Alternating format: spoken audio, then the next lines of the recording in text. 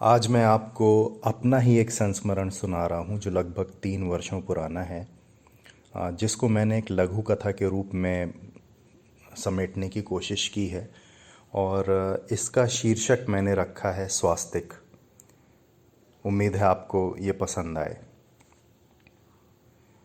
3 साल पहले मेरा एक पॉलिश सहकर्मी वॉर्सा पोलैंड से पुणे आया था।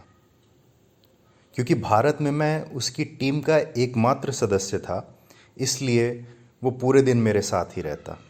दिन भर हम ऑफिस में रहते, काम काज की बातें करते, मीटिंग्स करते और शाम को हम घूमने फिरने निकल जाते। वो मेरा हम उम्र था और भारत को समझने की कोशिश कर रहा था। वो पहली बार भारत आया था।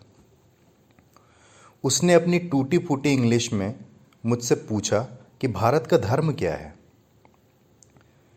मैंने कहा कि वैसे तो भारत का सबसे पुराना धर्म हिंदू धर्म है, लेकिन फ़िलहाल भारत का कोई आधिकारिक धर्म नहीं है, क्योंकि हम एक धर्मनिरपेक्ष राष्ट्र हैं। मेरी बात शायद उसको समझ नहीं आई। वो बोला कि संडे या शुक्रवार या हफ्ते के किसी और दिन तुम लोग कहीं तो प्रार्थना या इबादत करने जाते होगे। मैंने कहा कि नहीं, यहाँ ऐसा कोई नियम नहीं है। इबादत की कोई पाबंदी नहीं है। जिसको जब मन करे, दिन रात सुबह शाम या अपनी सुविधा के अनुसार वो कभी भी इबादत या प्रार्थना कर सकता है। रविवार को पूरे दिन मैं उसे पुणे की अलग अलग जगह दिखाता रहा और वो बिल्कुल किसी छोटे बच्चे की तरह पूरी उत्सुकता से मेरी बात सुनता रहा। हम पुणे के फिल्म इंस्टीट्यूट गए, थिएटर गए, शनिवार वाड़ा गए और बहुत सारी अलग अलग जगह पर घूमते रहे। हम पूरे दिन पुणे के अलग अलग दर्शनीय स्थलों पर जाते रहे। दोपहर को लंच से पहले हम पुणे के पर्वती मंदिर पर गए। पर्वती मंदिर एक ऊंचे पहाड़ पर स्थित है और यहाँ भगवान विष्णु का एक भव्य मंदिर है और साथ ही साथ नाना साहब पेशवा की समाधि भी है। मैंने उसको मराठा साम्राज्य के बारे में भी बताया। कुछ समय बाद हम इस पहाड़ पर स्थित ऊंचे मंदिर से शहर का एक खूबसूरत नज़ारा ले रहे थे कि अचानक दोपहर में नमाज की आवाज़ सुनाई दी, जो कहीं किसी आसपास की मस्जिद में लाउड स्पीकर से आ रही थी। वो चौंक गया और बोला कि ये नमाज की आवाज़ कहाँ से आ रही है। मैंने कहा कि पास में कोई मस्जिद है, शायद वहीं से ये आवाज़ आ रही है। वो वापस चौंक कर बोला, लेकिन यहाँ तो एक हिंदू मंदिर है और आसपास कोई मस्जिद कैसे हो सकती है। आसपास मस्जिद ही नहीं बल्कि चर्च, सिनेगॉग, गुरुद्वारा, बौद्ध मंदिर, जैन मंदिर, हिंदू मंदिर सब मिलेंगे आपको। ये इंडिया है मेरे दोस्त, मैंने उससे हंसकर कहा तो वो भी मुस्कुराया।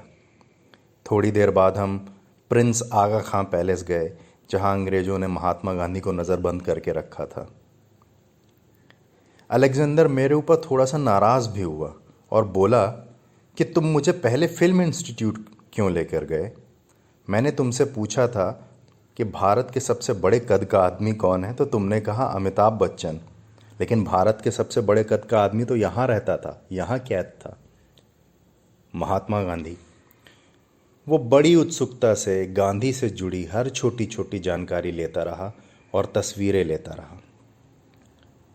थोड़ी देर बाद हम आगा खान पैलेस से निकलकर पुणे के मशहूर दगड़ू शेठ गणपति मंदिर की तरफ जाने को हुए। अचानक अलेक्जेंडर ने कहा कि आज संडे है और मैं चर्च नहीं जा पाया, इसलिए थोड़ा सा अजीब लग रहा है। मैंने कहा चलो पहले तुम्हें चर्च लिए चलते हैं, फिर गणेश मंदिर चलेंगे। वो चौंका और बोला, क्या कैथोलिक चर्च? मैंने कहा कि हाँ, कैथोलिक चर्च। वो मुस्कुराया और गाड़ी की पिछली सीट पर आंखें बंद करके बैठ गया। कुछ देर में हम येरवड़ा स्थित डॉन बॉस्को चर्च पहुँचे। उसने चर्च में 5 मिनट समय बिताया और वापस हम गाड़ी में बैठकर दगड़ू शेठ गणपति हलवाई मंदिर की तरफ चल पड़े। अब जब ये पहले से ही इतना उत्सुक था और चौंका हुआ था, तो मैंने सोचा कि चलो इसको थोड़ा और आश्चर्य में डालते हैं। मैंने ड्राइवर को बोला कि गाड़ी पुणे कैंप छावनी की तरफ घुमा लो और पहले हम सिनेगॉग चलेंगे। सिनेगॉग मतलब यहूदी इबादत गाह। ओहेल डेविड सिनेगॉग पहुंचकर अलेक्जेंडर का मुंह खुल गया। उसने मुझसे पूछा कि क्या भारत में यहूदी भी रहते हैं। मैंने मुस्कुराकर सिर हिलाकर हामी भर दी। वो भौचक्का था। फिर हमारी बातें जर्मनी, हिटलर, चर्चिल और गांधी के आसपास घूमती रहीं। चर्चिल उसका हीरो था और मेरा विलन। बहरहाल थोड़ी देर बाद हम पुणे के मशहूर दगड़ू शेठ गणपति मंदिर पहुंचे। वहाँ अलेक्जेंडर ने जो देखा उसे देखकर वो बेहोश ही होने वाला था। मंदिरों में चारों ओर स्वास्तिक के चिन्ह बने हुए थे। अलेक्जेंडर की जैसे आंखें फटी की फटी रह गईं। उसने मुझसे कहा, यह अपराध है, तुम लोग ऐसे खुलेआम स्वास्तिक कैसे लगा सकते हो? जानते भी हो कि हिटलर ने क्या किया है यूरोप में? ये नाजियों का चिन्ह है, यह अपराध है। मैंने उसे शांत किया और बड़े इत्मीनान से समझाया कि स्वास्तिक क्या है, लेकिन वो गुस्से में था। संस्कृत में स्वास्तिक का मतलब सौभाग्य से होता है। हजारों सालों से इस प्रतीक चिन्ह का इस्तेमाल हिंदू, बौद्ध और जैन धर्म के मानने वाले लोग करते आए हैं और यह एक भारतीय प्रतीक है। हिटलर ने इसे हमसे चुराया और अपना चिन्ह बना लिया। भला इसमें हमारी क्या गलती? पश्चिम में स्वास्तिक को फांसीवाद से जोड़कर देखा जाता है, लेकिन हजारों साल से भारत में इसे सौभाग्य के प्रतीक के तौर पर इस्तेमाल किया जाता है। भारत, नेपाल और दक्षिण पूर्व एशिया के देशों में यह शुभ का प्रतीक है। दुनिया भर के यहूदी स्वास्तिक से खौफ खाते हैं, लेकिन भारत के यहूदियों ने भी इसे शुभ माना है। सुबह से हमारी बातें जारी थीं और अब शाम होने वाली थी और आधी रात को अलेक्जेंडर को वापस अपने वतन भी लौटना था।